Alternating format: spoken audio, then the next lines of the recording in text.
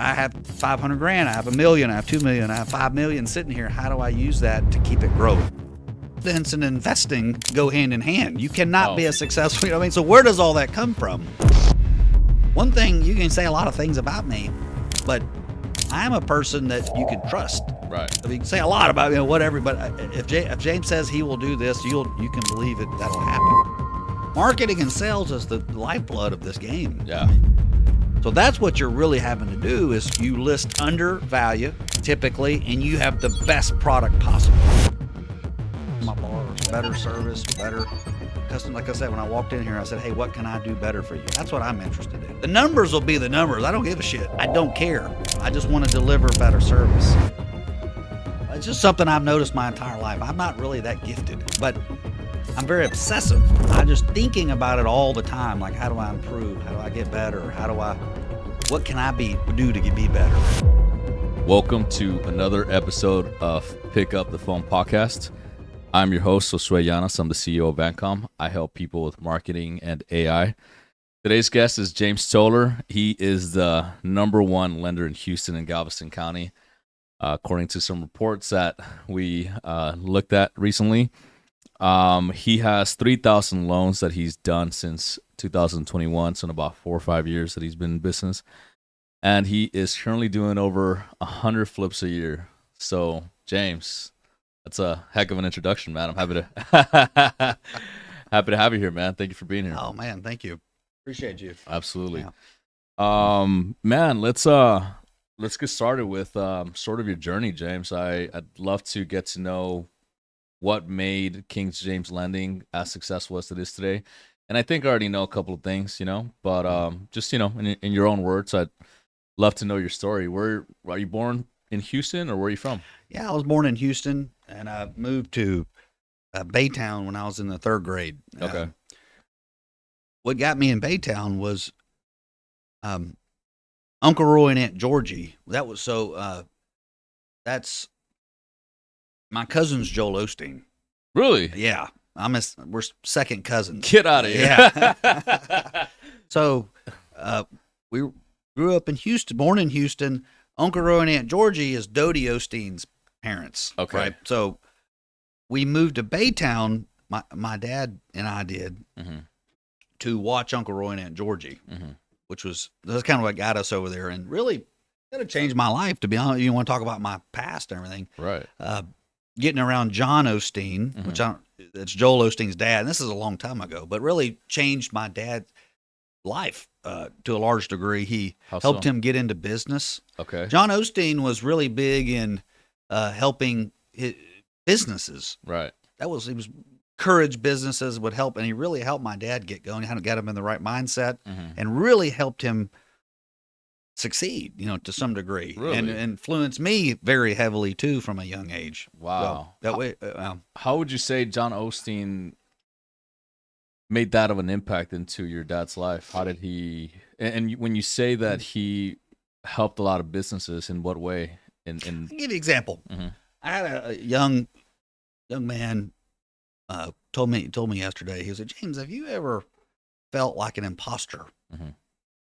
Ever felt like an imposter, like imposter syndrome? Have you ever heard that? Like, I don't deserve. Right. I think that's common for a lot of people, especially in the beginning. You haven't had a lot of success. It's like, do I deserve to be here?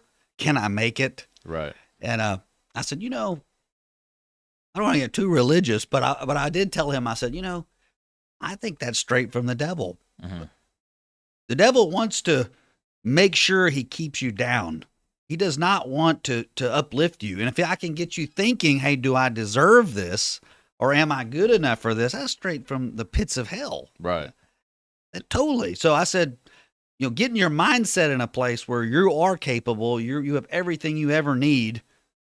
You already have it. You're capable of anything you want to do. That's all nonsense type thinking. And he asked me, have I ever felt that way? And I've never felt that way. But that's why I don't give credence to that kind of stuff, right? I do believe that I'm good enough and I can make this. And confidence and investing go hand in hand. You cannot be a successful, so where does all that come from? That's, to me, faith plays a role in all that, to be honest with you. Yeah, it just, for me anyway, how do you get up every day and deal with the good, the bad, the ugly Mm-hmm. on a continual basis. It's because I have faith that I'll fight through it. I can overcome whatever's put in front of me, and all the Absolutely. challenges and everything you're going through.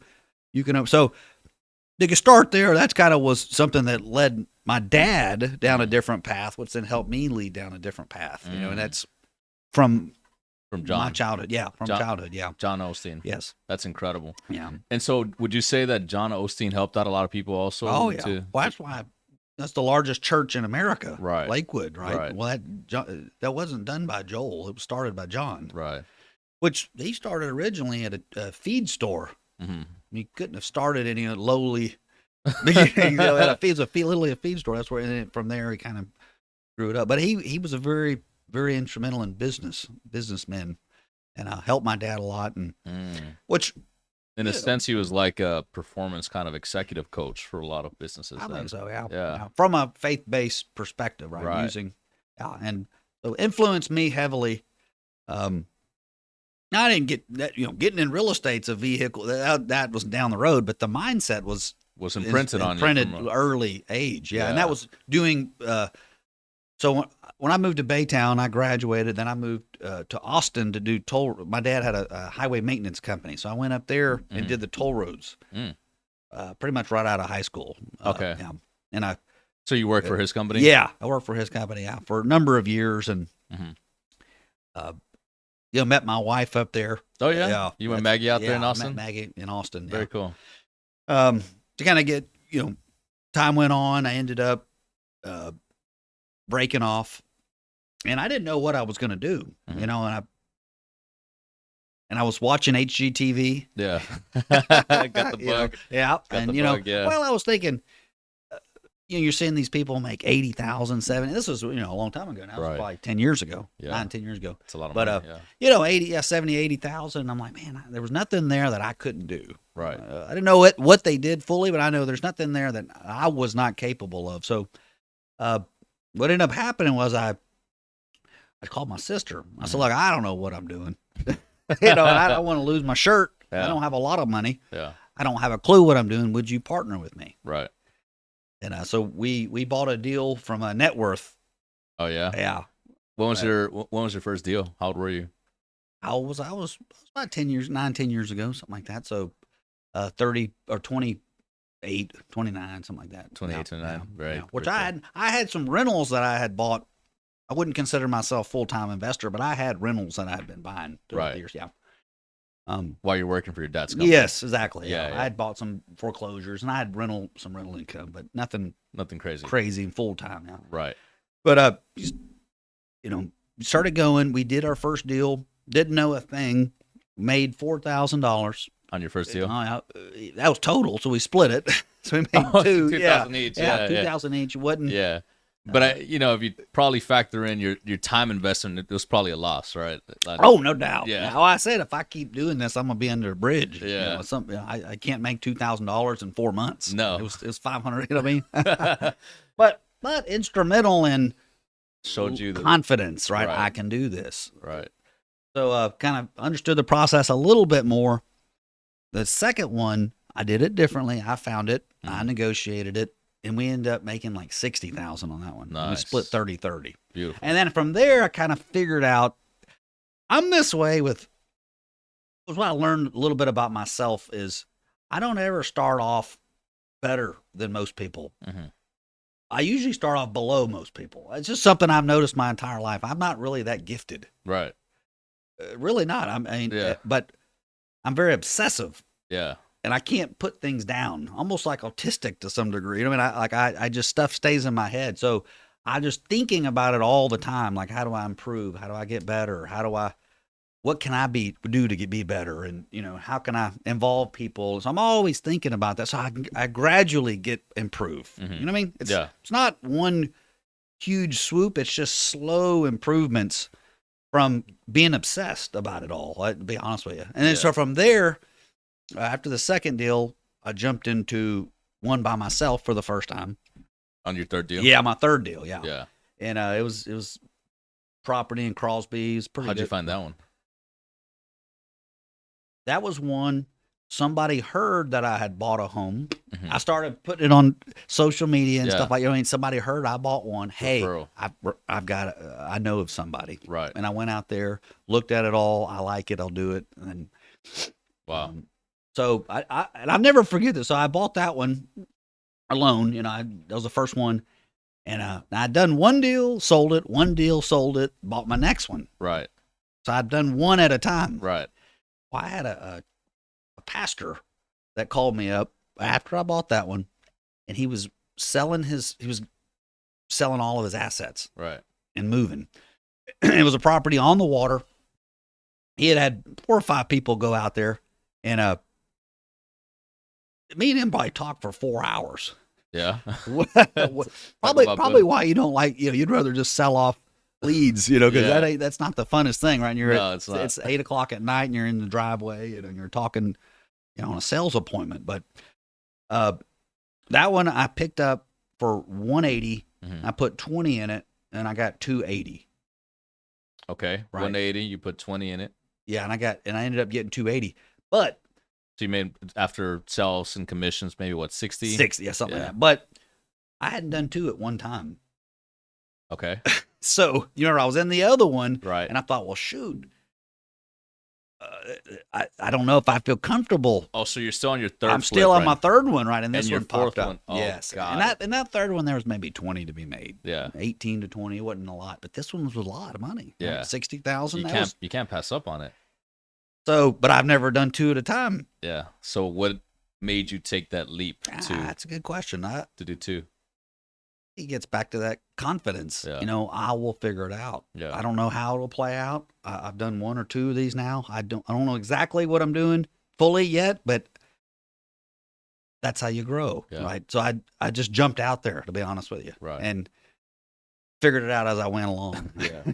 And at first, I feel like whenever you're starting flipping, you don't have a sense of liquidity and how important it is, right? So you're like, oh yeah, it's fine, it'll figure it out, and it's tough if especially you go over, right? Yeah. That one didn't need a whole. I was 20 grand. It was very minimal. One in Crosby was also very minimal, so that was helpful. That it wasn't like you get in these that are 80, 90,000, all of a sudden they're 160 or 150. Right. You know what I mean?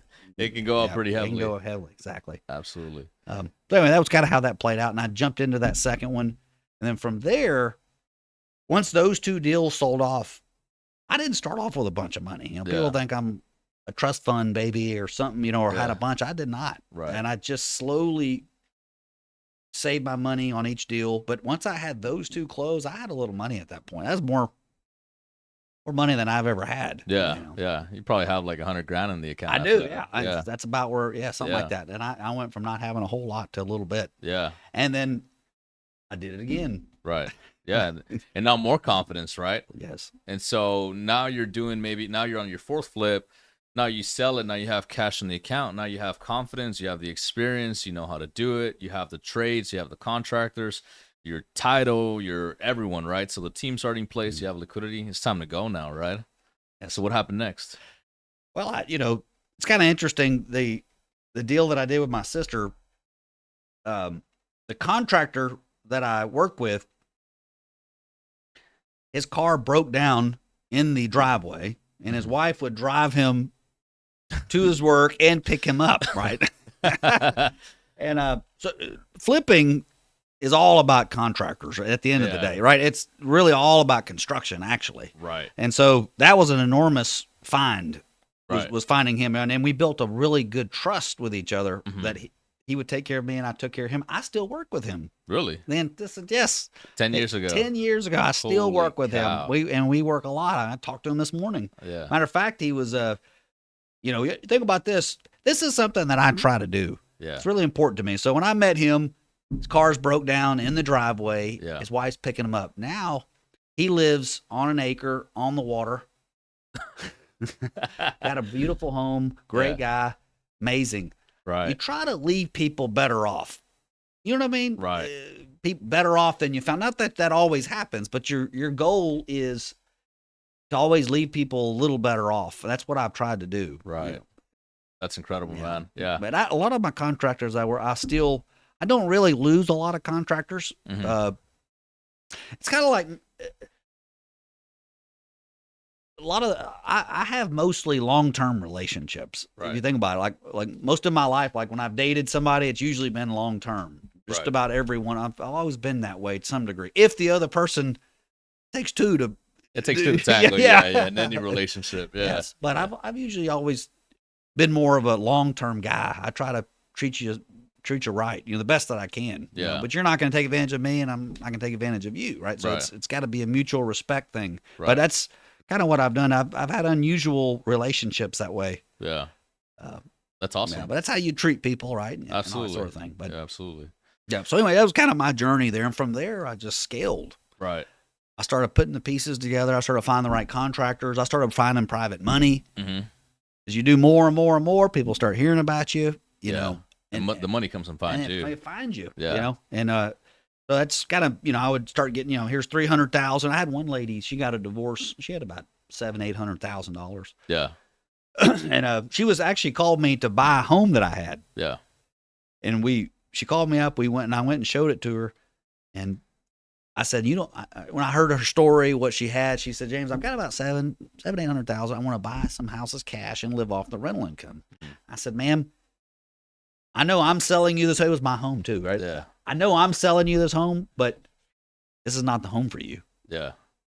You don't want to buy something at 100 cents on the dollar, right? And Right. you don't want to do that. And she was kind of like, well, you're trying not to sell me this home. Like it's your home. You don't want to sell it to me. So we kind of built some trust there where I would, and me and her, she helped me a lot in the beginning. She gave me all of her money. Really? Every penny of it. No kidding. Yeah. Wow. And I would just keep it cycling. Yeah. One after another after another. For let's say there's a private investor out there and they're looking to put their money to work.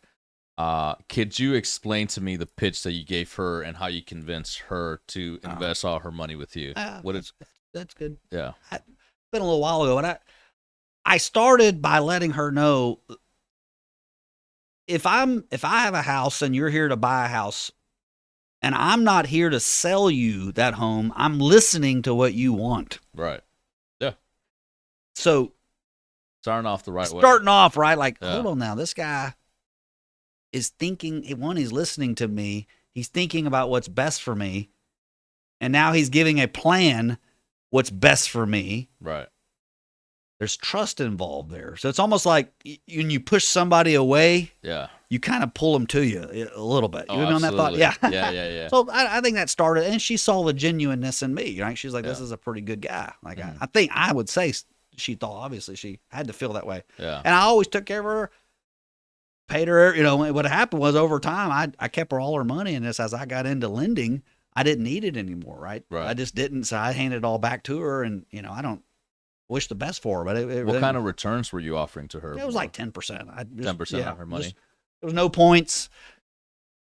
It was, hey, first lien, wire money here. Like, it wasn't even like ARVs, and it was kind of got to that point. I need $180,000, and this is she'd hand it all up front. Yeah, all the rehab and everything. Yeah, everything. Just that's beautiful. Just all of it up front, and I'd run them, and I'd get in and out of them. Yeah, and I did a bunch of them. Yeah, so she trusted me. Yeah, but it gets back to, are you trustworthy? So that might be. Yeah.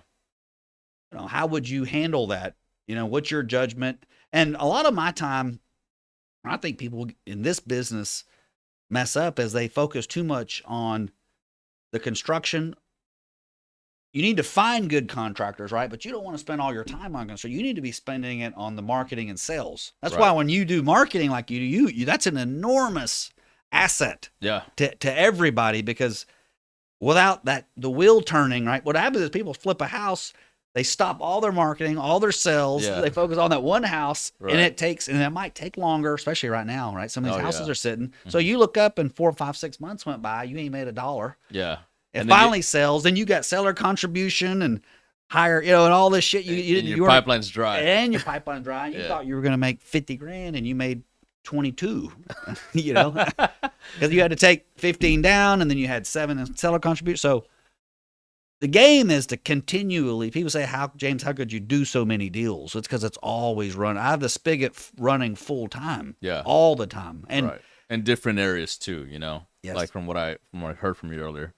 Yeah. When when we did, I think this is something that we spoke about before we started the podcast.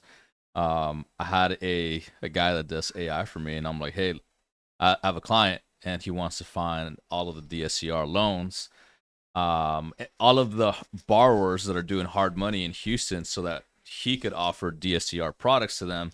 And he said, go and pull some lenders out there, and we found, I think we pulled like 3 examples of deed of trust. 2 of them were so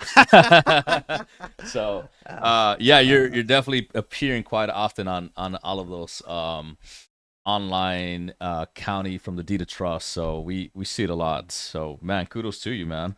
I would say just on that, just a quick thought on that. You're only as good as your team. Yeah. So, when you look at, you have a big team, huh? very, very well. The culture's there. My wife runs the back office. So, yeah, when you talk about a process, like how could like if you came to me and said, James, I got a smoking deal. There's a foreclosure coming up. I need to close this tomorrow. Right. I could do it. Right. Like how many lenders out there could close a deal in 10 hours? Not a lot. Right. So that comes down to your organization, your team, your trustee, right? Your docs have got to be, everybody's got to be in line, prepared to do what? To Close. Take care of that customer. Right.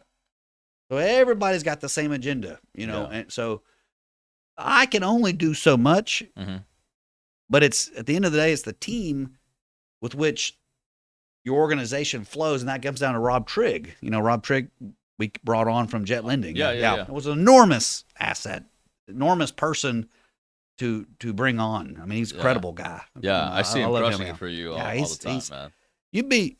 He's been enormous. Yeah. Find and a great person. Just culture fit. What I've learned is you can make more money, but what's it do to your culture? Right. Because for the short time sales might go up, but you could very well be. And I've had people do that to me. What's that? Erode my culture. Right. Or just come in and just scrape it up.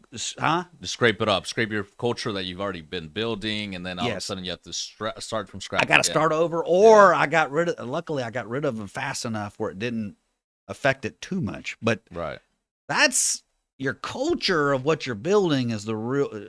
I think as I've learned, I go from myself, right? I'm one guy, I watch HGTV, and all of a sudden I'm flipping a house to having 15 people that work for you. Yeah.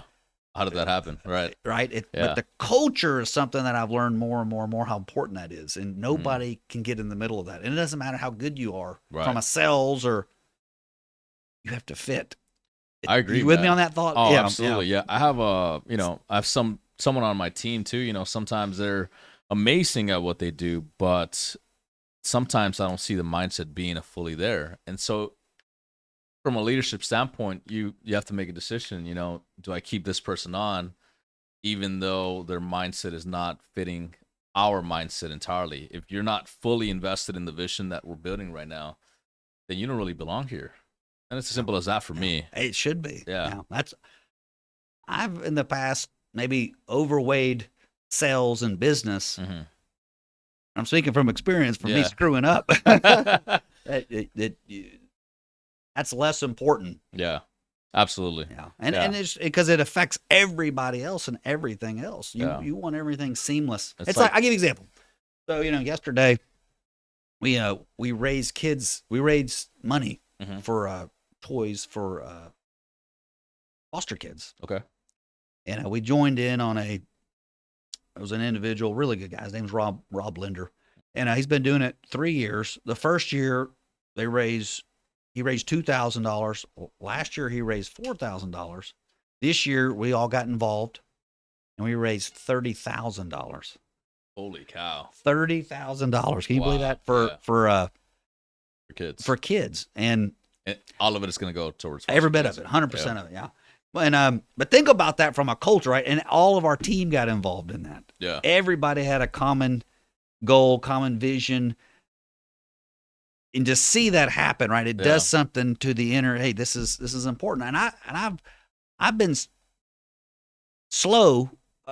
I think that's very important to do things like that. You know what I mean? Yeah. Just things outside yourself for the community to better the community, right? Yeah. And we kind of went all out for it all, and I'm glad we did. But stuff like that is a culture. It uplifts it. Right. You with me on that? Yeah. So Yeah. this is we're here. But it's more than just business. Yeah. I love that. I want to get into how you got to having 15 people on your team. And I want to eventually build up to that. Right now, let's go back to you right after flipping. You're scaling, you're building your team, you're doing more flips. At what point did you know? Because, and I'm sure this probably happened, right? Because you have access to private capital. At what point did you know? Okay, this scaling thing is good, but the money is also in lending. I should probably start a lending company. When did that happen? There was no intention to that. I had a buddy of mine who was lender backed out on him. Mm-hmm. And he said, James, I'm in a bind. I got to close this deal. Sellers got another offer. You know how this is, right? You know, my lender backed out. I thought they were going to do it. They're not. I know you have some money. Yeah. Would you be open to helping me? Right. That's how it started. That's what happened. Yeah. And I went over to it was like 5 minutes from my house. I went over there. I looked at it. I liked it. I liked the deal. And at that point you had cash in the account? Oh, I had, yeah. I mean, yes. You do 50, 60 flips a year, but I mean, you're going to stack up some money. Oh, you know what I mean? You know, pretty quick. Yeah. So, it was $116,000. I went straight to the bank. I got a cashier's check and I went straight to title. So he called me and in 2 hours I had it funded.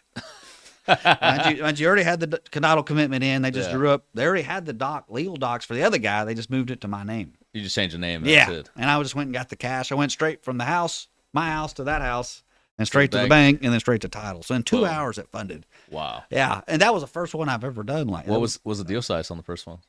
It was like 150,000, something like that. It wasn't that much. Okay. I just did it straight cash. Yeah. And it was like 30,000 in rehab, something like that. And I just gave him that too? No, I didn't give it. I just escrowed it back. Okay. Yeah. And as he wanted it, I just handed it to him. Yeah. Sure. And from there, people said, "Hey, I heard you did this." Yeah. I didn't do that to start a lending company. Really? Yes, I did that to help a buddy. Yeah. Buddy called me up. Hey, I need your help. Okay. Yeah. I'm going to lose this deal. And then from there, people said, hey, I heard you did that. Would you do it for me? Right. Lending is a lot about trust. Right. If you actually get down to the core of it, right? Because I'm banking on you to deliver what your commitments to me. Right. In that case, he didn't do it. Well, yeah.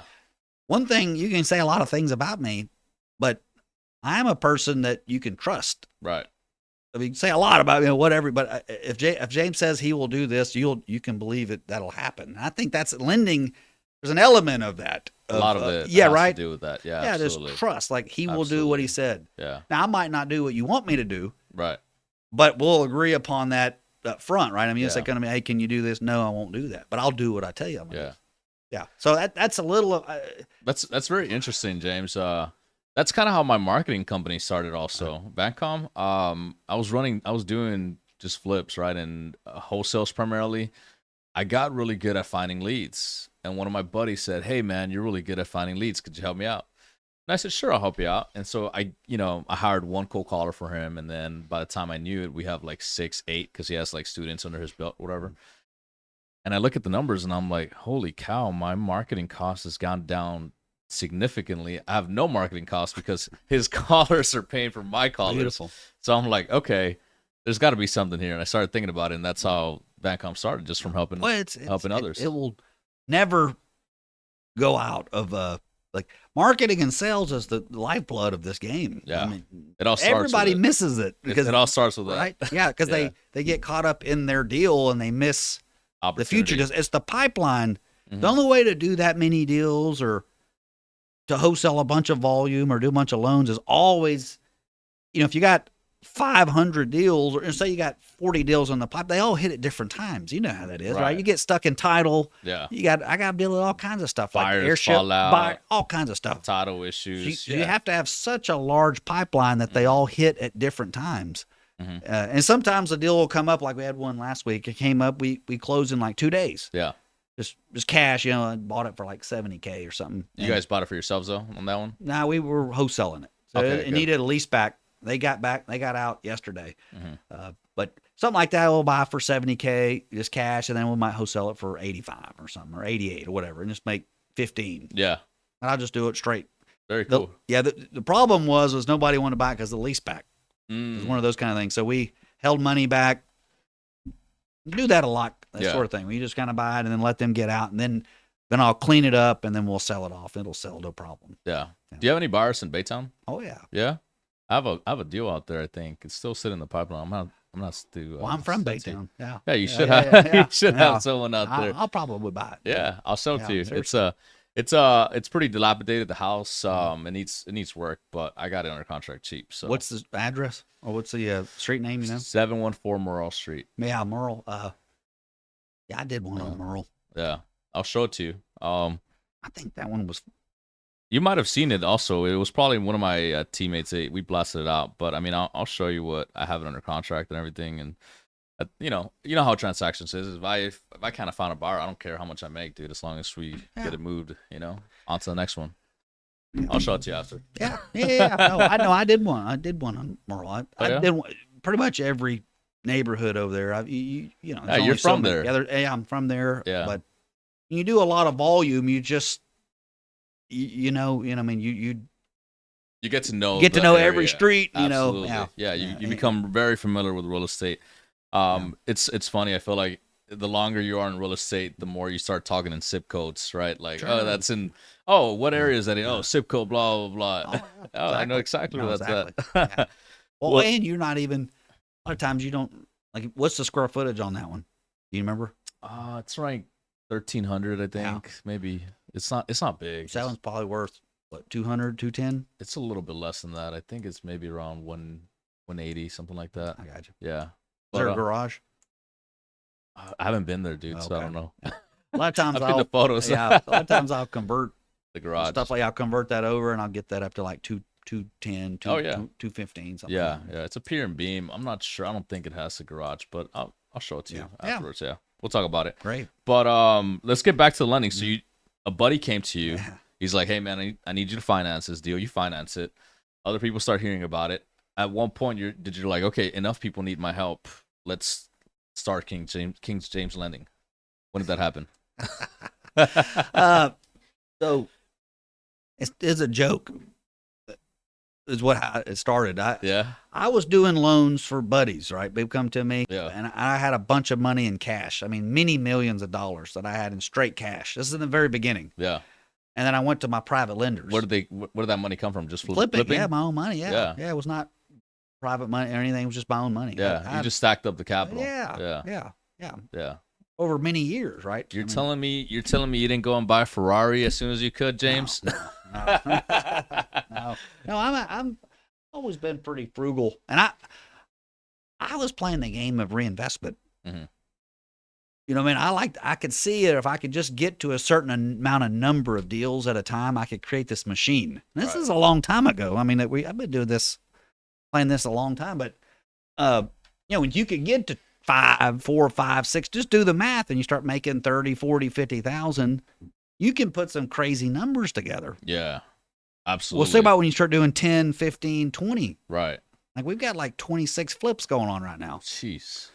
That's a lot. Yeah. I mean, you start putting these, you're making 40, 50, 60, 80, 1,000. I mean, it's big money. Big money. Chunks of cash coming in every month. Yes. Yeah. Now, some are sitting, some are selling. They're all different. Right. They're all, we got a lot of new builds going on. Derek will tell you that. Yeah. But so what happened was I started running out of money. Yeah. Right. I mean, so I said, and I'm like just, every real estate investor. Yeah. Right. Well, I'm looking out into the future. I'm saying, man, this ain't slowing down. People keep coming. So I started going to all my private lenders. Right. That I had ever worked with. And I said, look, let me just tell you what I'm doing. I'll put up half the money. You put up half the money. Mm-hmm. And I was going to my dad. I mean, everybody that I'd ever worked with or that I knew that had ever loaned me money, like that one, the one when I was talking about. Yeah. Hey, you put up 100, I'll put up 100. You put up 150, you put up 80. Me and Derek did a deal like that. You asked me, it was in Baytown. I walked to him. I said, hey, I got a deal. I'll put up 80. You put up 80. And he did. Yeah. He actually had money in a CD. Yeah. And it was earning like, remember at like 2000, it was earning like 1% or some shit, like hardly nothing. Yeah. And I said, dude, I'll pay you. And what I would do with these people is I'd pay them exactly what I did, what I got. I made nothing over the top. So if I was getting 12-2, I would give them 12-2. I would not take an override. No, 0. Yeah. So I would find the deal, vet the deal, be half the money in the deal, and give them exactly what I got. Oh, so you would give them 12-2. Yeah. But you're also getting 12-2. Yeah, we get the same, right? I'd put up 80, they'd put up 80. So I was invested in the deal. I bet that, underwrote the deal. Yeah. We'd split it. Nice. Well, everybody said yes. Would you say yes to that? Absolutely. Yeah, it's not like I'm in the deal with you. I'm not going to invest if I think it's a bad deal. Right. Yeah, so I'm equally, and then we're splitting it 50-50. I wasn't giving you 10% in 1 point. I was giving you exactly what I was getting. So everybody said yes. Yeah. So I doubled my bandwidth. Right. Right away. Right. Yeah. And I did that for a while. And I'd done quite a few loans. I mean, I had done maybe like 70 or 80, 90 loans. Like it happened really fast. Right. And when did this happen? Probably fast. I mean, but when did this happened back in 2020, yeah, 2021? Yeah. Got it. Fast. So this is already like 5 years into you flipping properties, basically. Yeah. More or less. Yes. Yeah. Got it. Scaled, like crazy scale kind of thing. Yeah. And I started, splitting all those up. From there, my name. So it was like James. Well, James Toler. Like if you get on Facebook or something, you'd say, somebody would be like, "Hey, who's gonna?" And I wasn't even a company. I was just some guy.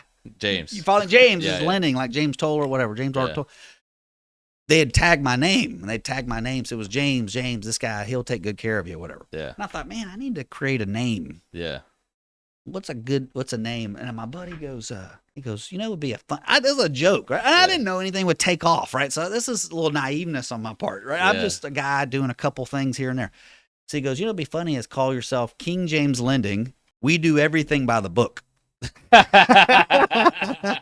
Straight out the Bible. Right. Huh? Yeah. It was a joke. It was a total joke, but I just thought it was so funny. Yeah. I'm not. You know what I mean? It's just a joke. It's just lighthearted kind of stuff. And I was like, okay, I'll call it King James Lending. Yeah. It took off. And it took off. That's just how it happened. Yeah. I think you have a great brand now, and I think you need to ride with it, and just double down on it. If people like it, give the people what they like. Yeah. You know what I mean? Well, some people like it. Some think it's arrogant or something, or like, you're this or that. There's going to be haters everywhere, man, and it just, I think to me, all kind of, if anyone's talking about you, good or bad, it's still good marketing. That's the way I see it. That's probably true. You know what I mean? It's bothered me in the past. It's probably some flaw of mine, wanting to be liked or wanting to do people right and treat people right. Yeah. If I've got beef with somebody, I like to try to work that out the best I can, unless it's just unworkable. Right. But from my side, I always want to listen, communicate, and be. The longer that I've been in business, James, the more that I've realized that you'll never appease everyone. That's true. And it doesn't matter how hard you try to be the better man and to be a great person, there's still someone out there that's going to have a negative opinion about you. And so God bless them. That's why I say it's a flaw. Yeah. It's a flaw. It's probably a mindset shift that I've tried. I used to be way worse at it, but it still creeps up. That's something I need to work on. It's just, it gets back to that idea I told you originally. It's just love, right? If I just love, you can hate me or not, whatever. It doesn't matter. I'm still going to love you. Right. You with me on that? That's kind of my solution to that is these. Show love to everyone. Just show love, man. I mean, it's, always be open, always be forgiving, always show grace. Yeah. Maybe they might not have shown that to you, but you need to show that. That's what I think I've been called to do. Right. Yeah. Love that, man. After King James Lending, the name came by and everything. Let's get to now how you scale to 15 people. What was your first hire? How did you start building the team? When did you start focusing on culture?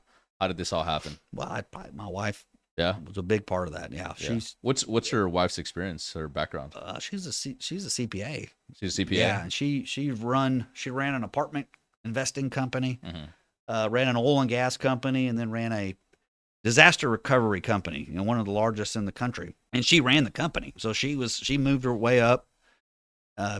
Just an amazing woman, but businesswoman, culture. Mm-hmm. You ever hear, she had one job where she left because she did not feel appreciated, and the whole staff left. Wow. So she's the type of person where she might not have the title of CFO, but she's got the authority. Right. You know what I mean by that? Yeah. Like, who's got the real leadership in the company? Who do they follow? Right. Maggie's that person right there. People follow her. Yeah. She's always had that. She's an amazing leader, just an amazing woman. You can't have me without her. That makes sense. You know what I mean? It's impossible. Sure. It's impossible without her but she came on and she started to bring people on that help run the back office, right? So King James Lending, I can help and I'm a part of this, of course, but it's the process is the real, because if I'm talking to you here, I'll do your deal, and then I take 3 weeks to fund it. Yeah. You know what I mean? Right. So the real core of the company, of any company, is in the process of the company itself. Right. That's Maggie. The ability to actually do what Execute. you say you're going to do. Yes. I'm just words. Right. Right. That's all I am. Maggie's the doer, the one that gets it done. She's the one that she's trying to, her team and the process of it all. Yes. She's instrumental in what this is. You couldn't replace her. She's irreplaceable. When did you guys get married? While you were still, before you started flipping, or after? Oh yeah, we got married in 2013. So got it. I met her in 2011. Yeah. Got married quick. Yeah, said this is the one. Yeah, we did. Yeah. Yeah, good for you. Yeah, it was. She met her in Austin, and then ended up coming back here, and she came back with me. That's really the best thing that happened in Austin. Yeah. I'll give you a thought on that. I'd say it's a win. It's worth thinking about. Yeah. Just for you and your listeners. When my dad came to me, mind you, I'm out of high school. He said, I got this really big contract in Austin and I need you to go. I had a girlfriend. I had all of my friends here. I knew nobody in Austin. Right. Nobody. But my dad needed me and I went. Right. There's something to be said about like obeying. You ever heard that? There's a phrase in the Bible that talks about like obeying your parents. Like, honor your mother and father, right? So when I left up there, I didn't know it. I knew nobody. I just left. I didn't even know our job. I left everything that I knew. Yeah. To because my dad needed me. Right. Now, what came from that? Such a lot of good thing came from it. Yeah. I mean, the person that's basically running your organization. And yes, and your life partner, and the love of my life, right? So I mean, she's not somebody you can just find. You can't just find Maggie. It's not. Yeah. I had to go there to find, and I had to obey. Right. It's kind of interesting when that stuff happens. You don't always see all the life paths and stuff that you do. There's an element of obeying and not knowing, not trying to figure everything out. Right? It's not. You'd say, hey, I got a girlfriend here and this and that. And it doesn't make sense. I think there's an element of that that's real interesting in life. Yeah. That, you go and you don't know everything, but you just do it anyway. And, right. But that's how I met her and, came back here. And I didn't get into real estate right away. It took a little while, but she's certainly, she was instrumental in your growth, in the growth. Yeah. And obviously I found people but Rob is an enormous asset to the organization, and he's a great person. Yeah. Derek is irreplaceable. Absolutely. Yeah, Derek has helped me grow tenfold. Just being around him every day. He's a hustler. Well, he'd work. So most people didn't realize this, but he worked for 17, 18 years. He's built his portfolio working a full-time job. Really? Yes. People don't realize that. And he didn't quit his job until mid last year. He's had a full-time job. No kidding. Yes. Working 9 to 3 or whatever, 8 to 3. Where's he work at? Well, he was an operator. Oh. He trained operators, but he'd been working the whole time. So he when he left, he came on. Me and him been working together for many years, but but full-time was a different thing. So being around him every day too. You know what I mean? Yeah, that's really kind of catapulted your business more. Very, very much so. Well, both of ours. We're... Yeah. Oh, you guys are crushing it, for sure. Well, so you guys have KDK, how we do that is KDK, we're 50-50 on that. So everything that I get goes into that. Everything he gets goes into that. And that's apartments, that's wholesales, land. We own a bunch of land everywhere, probably 40 lots or so cash that we bought all over the place. So we've been, we do a lot of new builds. I don't know if you knew that. No, yeah, no, yeah. no. We have a lot of new builds. No kidding. I bought a Girl Scout, Girl Scouts of America. We brought a whole block from them and then replatted it. Yeah, really? Yeah, we do stuff. Stuff like that where you'll buy big plots of land and replat it out to 7 or 8. So just stuff like that. But, so KJL is owned by Maggie and I, and then the KDK side is owned by Derek and I. And that's, So I would say that a lot of your success comes from having great partners. Then it's all of it. Yeah, it ain't me. Yeah. So when people will think, "Oh man, you've done this or that," no, I don't think anybody does. To be honest with you. Yeah. I think you're being egotistical, saying you did it by yourself. Yeah. I don't, and it's just. I've never met a self-made man to this date. No. So I'm not. Without them, I'm telling you, I'm nothing. And they've catapulted everything too. So that's something if you find the right people, I had a mentor tell me that the other day. He buys and sells businesses, and he said, when I put businesses together, I usually own 30 to say 40% of them of the business, and I find people who help me run these businesses, but I give them the majority of the ownership. So you're only as good as the people, and it kind of fit along with my alignment, the way I think, because you only can grow as much as the people inside your organization. So if you find really high quality people, give them ownership. Right. It's irreplaceable. Right. And they will take you to levels you could never go yourself. Absolutely. And Rob has conversations on a daily basis that he helps me avoid those. I can't be everything to everybody. Right. So it's just been instrumental in growing. In growth. Yeah. When so 2020, 2021, your lending company starts taking off. What was your first hire after? Obviously Maggie was with you, right? But who was the first person that you guys started contracting? Josh. That'd be my project manager. Yeah. Project manager for the lending company. Yeah. Well, yes, and for my flip. So I still flipped. Yeah. I've been doing that since I started. Yeah. That's a cash machine. Yeah. So it just spits out. So I've always done that. Wholesaled off. But so Josh, very important part, obviously construction. Right? Yeah. He runs my construction for me and runs the draw process on the loans. So he's protecting my loans. So when you got a $60,000 scope, and you want $60K, he's going to say, "Hey, how are you ready for that?" Right. So just the inspector side of the very important hire. Yeah. Think about how important construction is to your business. Extremely, yeah. It's everything, right? And then he's protecting the loans from the inspection side. Oh, I see. You follow me on that? Yeah, like when you have a draw. Right. He's the one that goes out there. So very, very, very important, both sides right there. Yeah, so he's able to see the construction. He knows construction, so he goes and sees the properties and makes sure that what the borrower told you has been done has actually been done. Exactly. And so his background's new builds. Okay. So that he's built probably 300 homes. Okay, so he's got a lot of experience. A lot, and that's his specialty is new build. That's why we do so much new builds.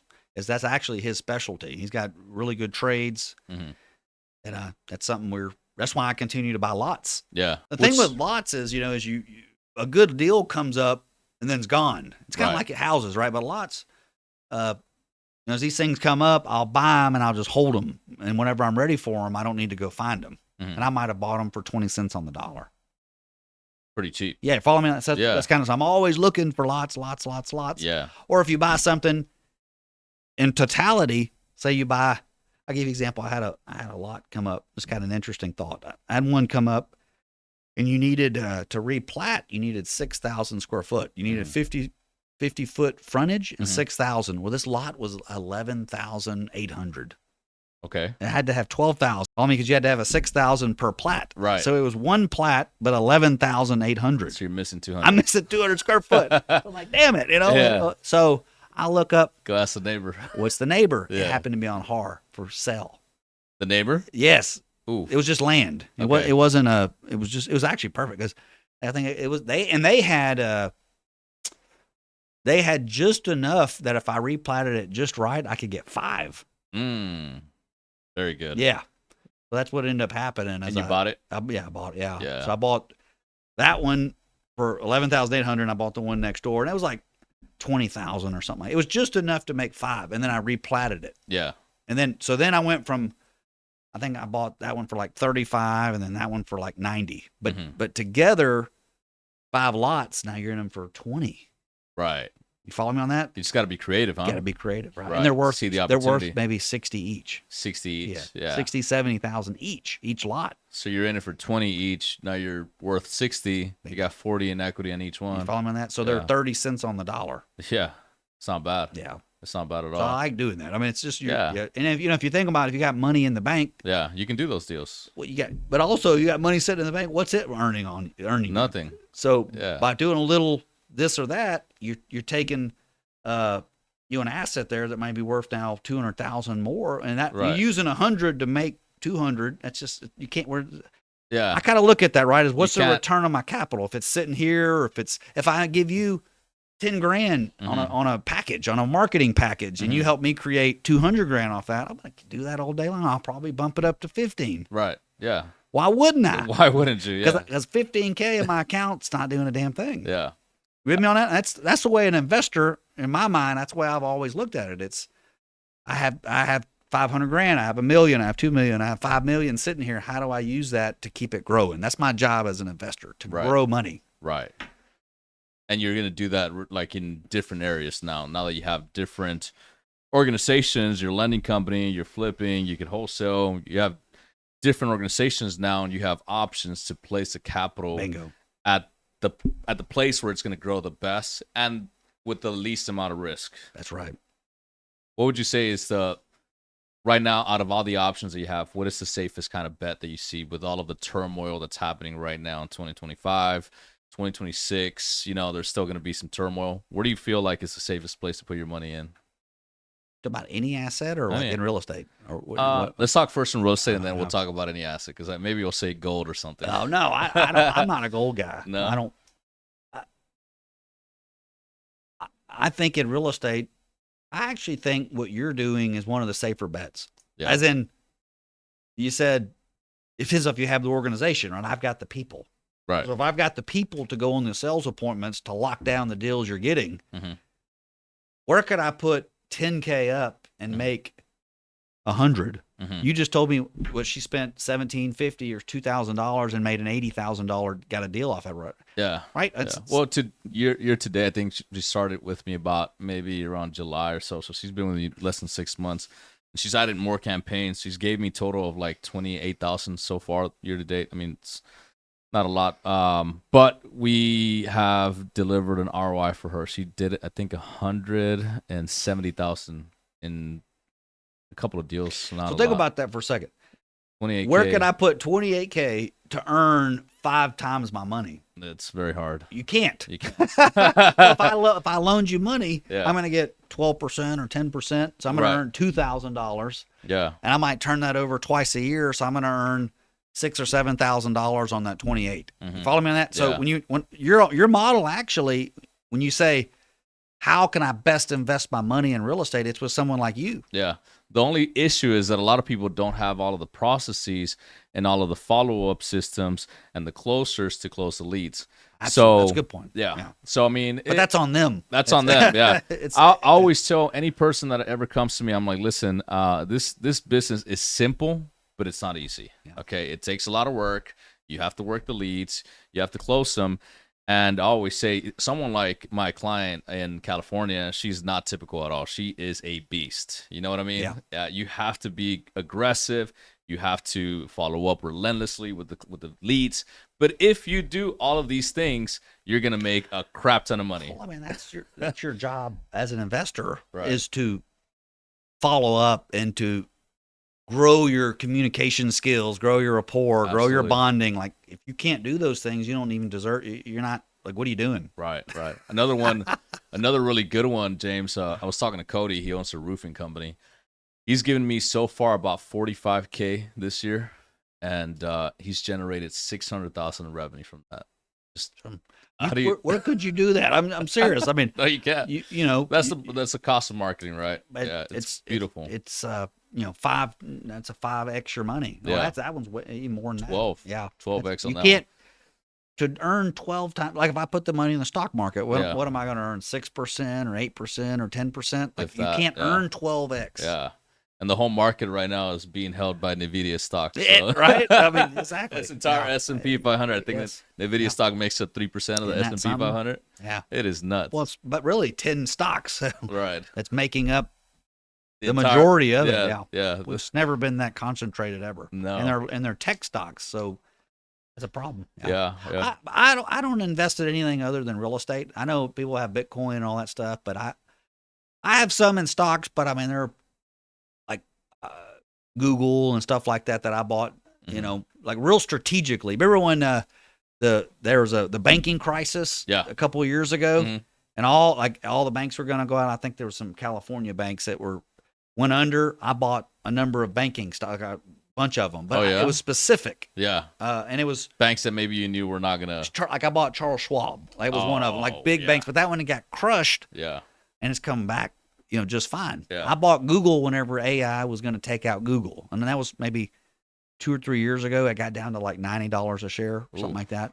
Good price then. Yeah. What's it at now? I'd say like 280 or 270. Good return. Yeah. It was a good one. Yeah. But it took time. That's how I do that, is I'm more like patient and I'm waiting for certain things to happen and then I'll buy. That's how I look at it. Right. It's like real estate, right? When you're buying a deal, you're looking for a deal. Mm-hmm.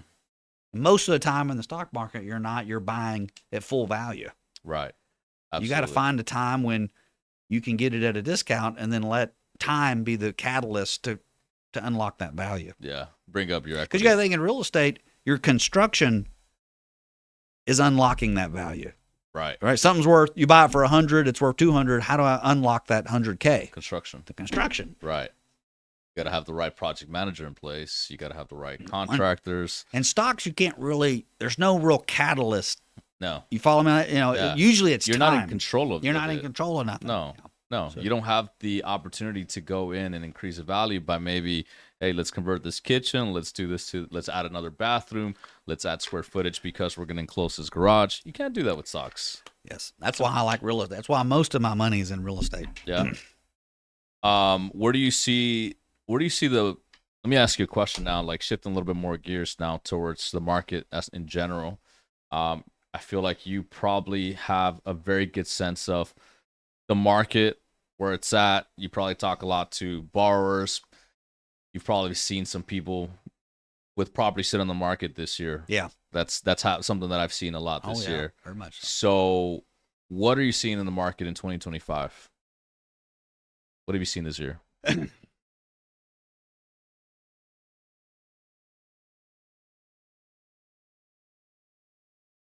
You need capital to withstand holding times. Mm-hmm. It's not always obvious. We did a deal. It was a foreclosure that we bought in Galveston. There was 75 or so listings in a small pocket. Okay. 75 listings. 75 listings, active listings. So think about trying to sell your home. Yeah, right. Inventory. So we bought this home for 180, and we put, I don't know, maybe 40, 50 in it. We were in it for 220. Mm-hmm. It appraisal on it was like 420, and we listed it for 380. Okay. And we had one of the cheaper homes over there, and it was one of the nicest homes over there. Okay. And we sold it within about 20 days.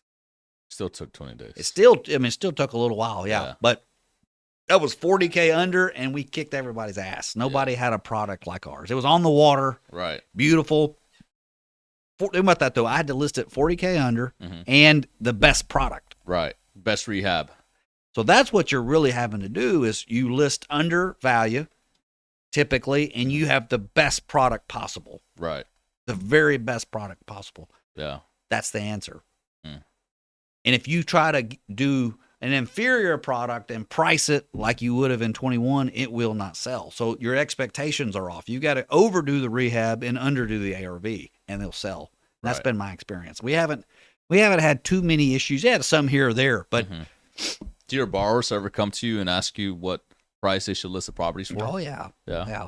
Oh, that they should list it. Well, I mean, you have an ARV, you have an appraisal done, so they have an idea. I tell them usually an appraisal is based on the past. right? Yeah, So yeah. that doesn't mean that's what you'll get in the future, No. especially right now. Yeah. We've had some where these DSCR lenders put the appraisal, they had appraised for like 290, but it wouldn't sell for 240 on the open market. 50K. Yeah. 50K off. Yeah. Well, it's just they wouldn't sell. I mean, Wow. and the 290 was accurate. Yeah. They didn't do Okay. anything wrong. Right. It's just the market It's weird. is weird. It ain't Yeah. selling for what it should sell for. Yeah.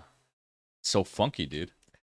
The area plays a role. Yeah. Your quality plays, like right now, I've never seen so many things play a role in it all. There's fewer buyers. They can be more picky. Mhm. So you got to be better. Right.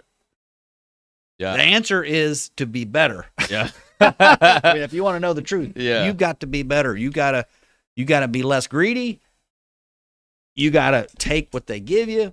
Right. When you list it 30K under appraisal or 20K under appraisal, and then they offer you 10 below that or 15 below that, Take it. you probably are gonna be like, screw this guy on Yeah. a normally. Yeah. I'm already giving you a deal. Can't do that right now. I don't think so. You got So to some of that comes down to greed. I don't know. Would you call that greed or would you call that reality? Yeah. Just confirming reality, like this is what the state we're in. Yeah. There's a lot of money to be made, but only for the real operators who understand that. Right. Or you're going to get crushed. Yeah. So you're either going to make a lot, say, how the hell are y'all buying so many? Y'all are crazy. Right. You say, how could y'all do so many deals and have all this going on? Because you got the right processes in place. It's the processes in place and the philosophy. Right. Does that philosophy make sense? Absolutely. I mean, top tier, like I kick your ass on your rehab, Yeah. I will kick and your then ass. I'm going to underprice and then you. I'm going to unprice you. Yeah. They're going to pick mine. Of course. If there's one to be picked. Yeah. So sometimes, so some of these we've listed and they haven't sold, and I was under, and we just rented them out. So the other key to that is try to stay in prices that they can rent out. Okay. You know what I mean? If they don't sell, So what is that, like under 300K? yeah. I mean, ideally 250, 240, 230 and under. Ideally, Right. But Yeah. that would be the other thought there is, if it doesn't sell in say 2 months, a month, 2 months, 3 months, whatever, you just go ahead and rent it out.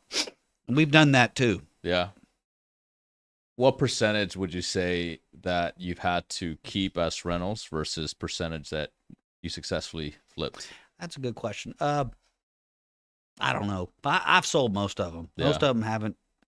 So it's a small Yeah, percentage very. you've had It to. is small. Yeah. For the most part, you're doing a good job with getting it priced right and then selling it right on the market. Well, think about that. You have 75 listings, and you're the only one that moves. That's You know insane. what you're doing. That's insane. Well, I mean, Yeah. it was luck too. So Yeah. don't get me wrong. I'm not saying that.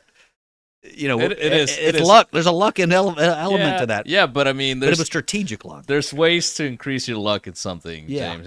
If you do a good job, you do a great rehab, and then you underprice it. I mean, The luck- landscaping. it's really easy to get lucky then. Yeah, right. Well, in the landscaping, I spent more than maybe you would normally spend on landscaping. I want you to pull up. I want you to fall in love with that house from the Yeah. beginning, right? So it's all little things that you do. that you have to do. And I'm talking on a process, right? I don't get too involved in the day to the day. day-to-day and all that stuff, but there's certain things in that process that you can put in to help you or give you a better shot. Right.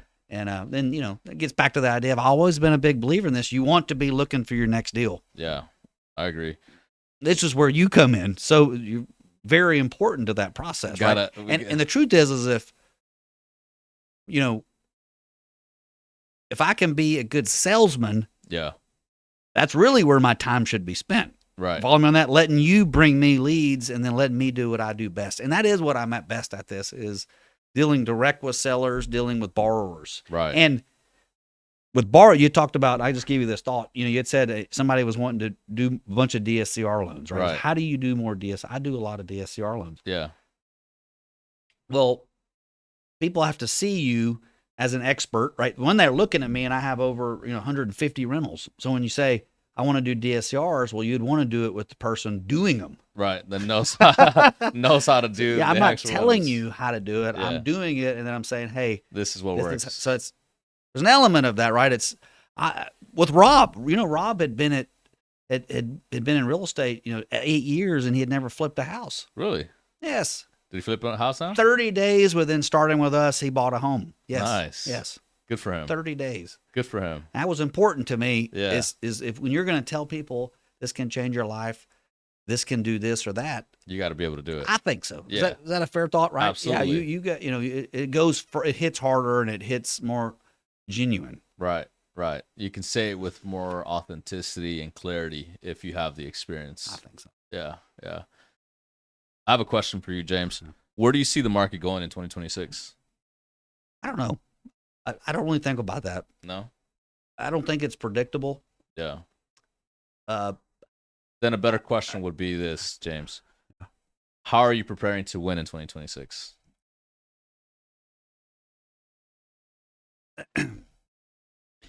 Well, you're going to win by having better relationships, stronger teams, because the output that I can do with a team and in an organization, individually, it's impossible. Right. It's impossible. When you're competing against me or Derek, you're not competing against me or Derek. Right? You're competing against a team. It's people of 20. You know what I mean? Yeah, it's not quite what you're thinking it is. Yeah. Or I could beat that guy. That guy ain't nobody. Yeah. You're missing the culture side. You're missing what's painstakingly put together. Yeah. So, the idea there would be, is better relationships, stronger relationships. Buying better, getting better, improving myself. Like every day, I'm trying to grow. I'm trying to get better. I'm trying to grow my ability to communicate, my ability to sell, my ability to connect. Yeah.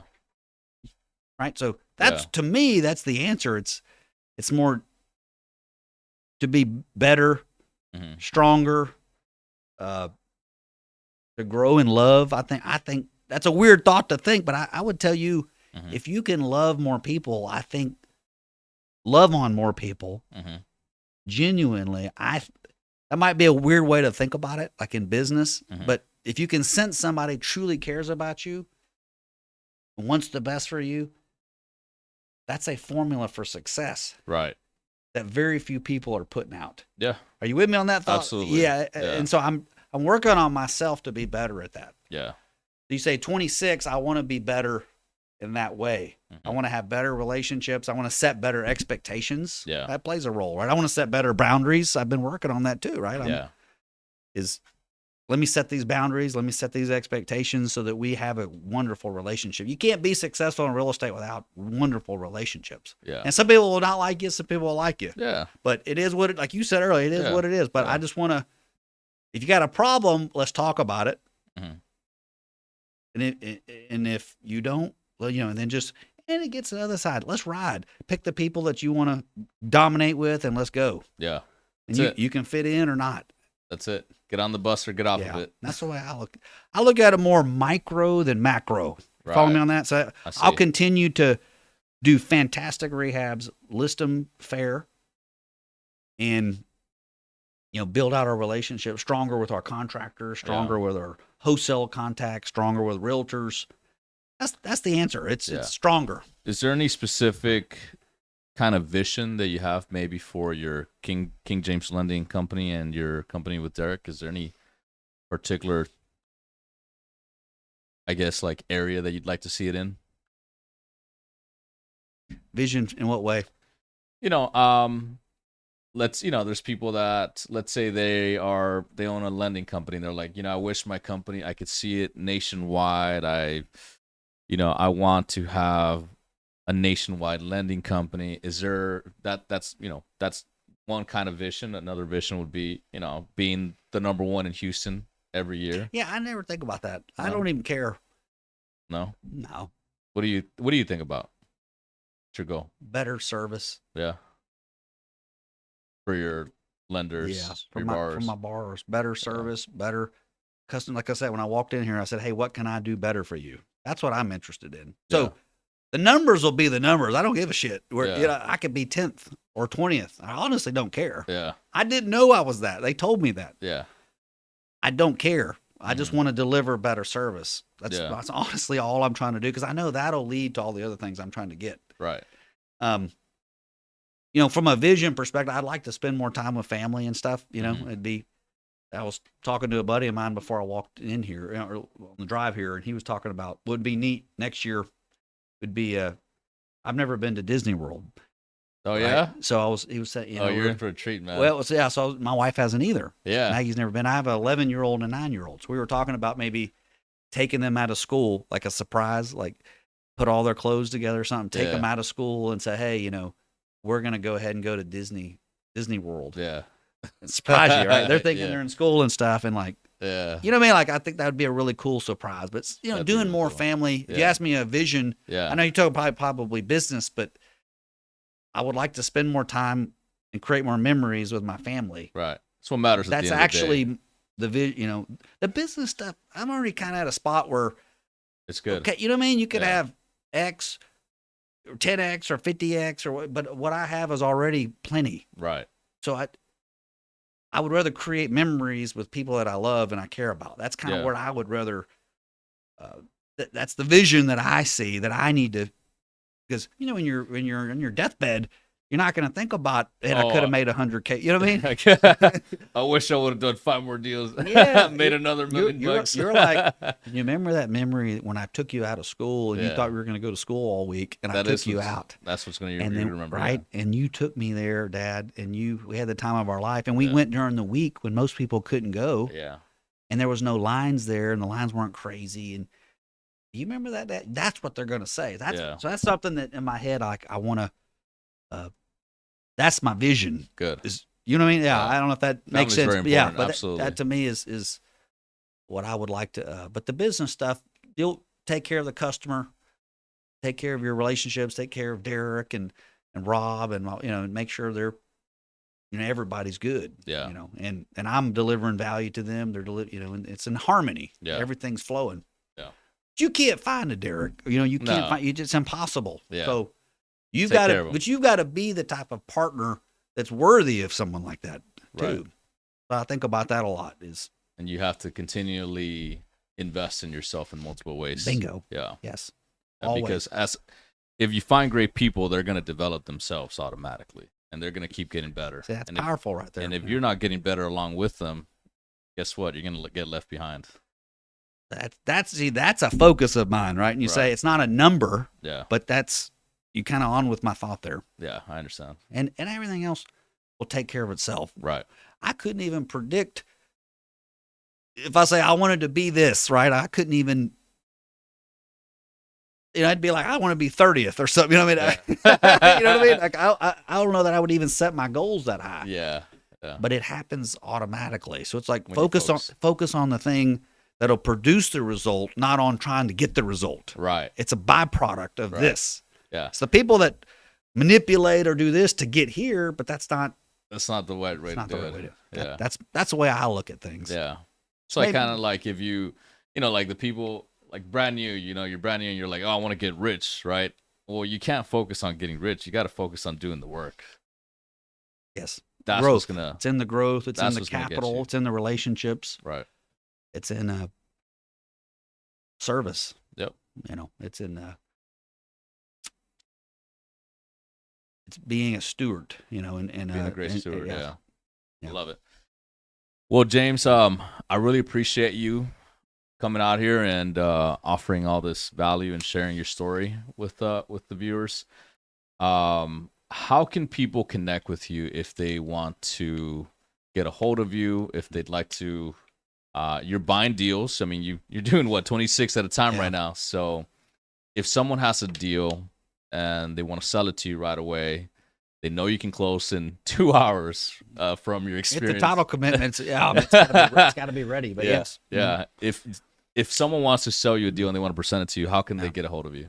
that's why just text me, call me. Yeah. It's 832-256-8596. Just reach out to me, call me, text me. I'll answer right away. Absolutely. I mean, that's Yeah, the money's calling. You yeah. gotta I answer. mean, it's especially look- especially if it's about you helping someone out in doing that. I think time is of the essence. So I think you show how you're able to stand on your business by being able to just share your phone number here and say, hey, you know what, call me, text me. And sometimes you don't have the time, and there's a lot of people that maybe say, oh, put it on the website or email or blah blah. Well, by the time you do all that, that deal's already gone. yeah. That deal's already gone. Well, that's I've done quite a few deals now. It's all about speed. It's all about confidence. It's all about knowing your numbers and being ready to pull the trigger. Yeah. That's, you do 6, 7, 800 of these things. You just what? you kind of figure it out over time, and you have the team. Yeah. What about for your lending company? If someone has a loan that they need money on, how can they? Same thing, just reach out to I'd you? say call me. Yeah. So our website's kingjamesLending.com. So you can go on there but call me. I like to talk to if you've got a deal. I like to talk about it. I like to tell you maybe you shouldn't be doing that deal. Yeah. I enjoy that. Yeah. Kind of like I told that woman, when she came to me, I said, you shouldn't be buying this house. Yeah. You in on that? Yeah. It's not.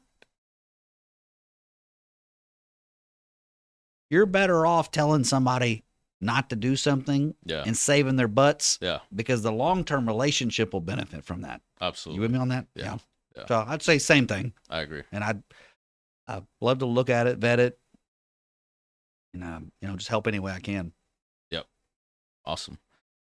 Thanks again for coming on to the podcast, man. This is great. I had a great time getting to know you, and I think this is gonna help out a lot of people listening and watching to this. I appreciate you. Thank you. I enjoyed it a lot. It's fun. I enjoy just trying to help any way I can. Absolutely. So thank you. I appreciate you thinking of me. Absolutely. Yeah. Thank you again, man. Appreciate it. Bye-bye.